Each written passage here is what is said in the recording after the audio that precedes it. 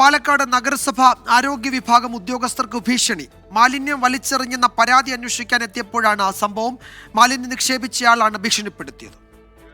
മര്യാദ ആൾക്കാർ ബ്രോ, പാലക്കാട് മൊത്തം കുപ്പ കൂടി കിടക്കണോ? അതിനൊന്നും ഒരു വർത്തമാനമില്ല.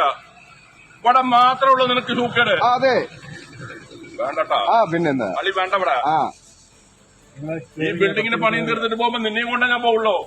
എനിക്ക് ഇതിന്റെ അപ്പുറം ഒന്നും ആലോചിക്കാനില്ല. അതോ ആലോചിച്ചു വേണം നീ സംസാരിക്കാം. അപ്പൊ മര്യാദയായിട്ട് നീ അന്ന് ചെയ്ത് തമ്മടുത്ത് നീ വായി നിർത്താൻ നടക്കാൻ തുടങ്ങിയാ പറയണത്. എന്നെ കൊണ്ട് 1.5 മാസം താഴ്ത്തിട്ടിട്ട് തെളിവുണ്ടോ നിന്റെ കയ്യില്? ഞാൻ ഇഷ്ടം തെളിവുണ്ടോ? ഈ 1 ലക്ഷം രൂപ ഫൈൻ ഇട്ട് ഞാൻ കിട്ടിയിട്ടുണ്ട്. നിഖിൽ പ്രമേഷ് വിവരങ്ങൾ നൽകും പാലക്കാട്ട് നിന്ന്. നിഖിൽ, ഇത് ഉദ്യോഗസ്ഥരെ അവരുടെ ജോലി ചെയ്യാൻ അനുവദിക്കുന്നില്ല എന്ന് തന്നെയെല്ലാം വലിയ ഭീഷണിയും കൂടിയാണ്. അപ്പോൾ ഈ മാലിന്യം വലിച്ചെറിഞ്ഞ പരാതി പരിശോധിക്കാൻ ഉദ്യോഗസ്ഥരെ അനുവദിക്കുന്നുമില്ല. പോലീസ് തുടർ നടപടികൾ സ്വീകരിച്ചു കാണുമല്ലോ ഉറപ്പായും. പ്രതിയെ ഈ ഭീഷണിപ്പെടുത്തിയ ആളെ പെട്ടെന്ന് തിരിച്ചറിയാൻ കഴിയുന്നുണ്ടല്ലോ.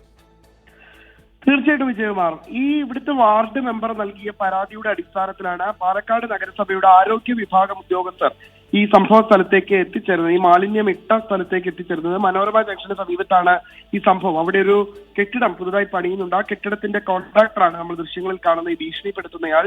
മാലിന്യം ഇടുന്നുവെന്ന, നിരന്തരം ഈ ഓടയിലേക്ക് മാലിന്യങ്ങൾ കൊണ്ടുവന്ന് തള്ളുന്നു എന്ന പ്രദേശവാസികളുടെ പരാതിയെ തുടർന്നാണ് പാലക്കാട് നഗരസഭയിലെ ഹെൽത്ത് ഇൻസ്പെക്ടറും അസിസ്റ്റന്റ് ഹെൽത്ത് ഇൻസ്പെക്ടറും ഇവിടെ എത്തി ഇവരുടെ കാര്യങ്ങൾ അന്വേഷിക്കാൻ വേണ്ടി എത്തി. അപ്പോഴാണ് ഇവരെ ഭീഷണിപ്പെടുത്തുന്ന ഒരു സാഹചര്യം ഉണ്ടായത്. ഈ കെട്ടിടത്തിന്റെ പണി പൂർത്തിയാക്കുമ്പോൾ ഞാൻ നിന്നെയും കൊണ്ട് ഇവിടെ നിന്ന് പോകൂ എന്നാണ് ഈ മാലിന്യം ഇട്ടയാൾ പറയുന്നത്. എന്തായാലും പാലക്കാട് നഗരസഭ വിഭാഗവുമായി നമ്മൾ ബന്ധപ്പെട്ടിട്ടുണ്ട്. അവർ പറയുന്നത് ഉടനെ തന്നെ പോലീസിൽ ഇതുമായി ബന്ധപ്പെട്ട് പരാതി നൽകുമെന്നുള്ളത്. ഉദ്യോഗസ്ഥർക്ക് അവരുടെ ജോലി ചെയ്യാൻ സാധിക്കാതെ വരുന്ന സാഹചര്യം ഉണ്ടായും അതിനെ തടസ്സപ്പെടുത്തുകയും അതിനെ ഭീഷണിപ്പെടുത്തുകയും ചെയ്യുന്ന സാഹചര്യം ഒരു നിലയ്ക്കും അംഗീകരിക്കാൻ കഴിയില്ല എന്നുള്ളതാണ് അവർ പറയുന്നത്.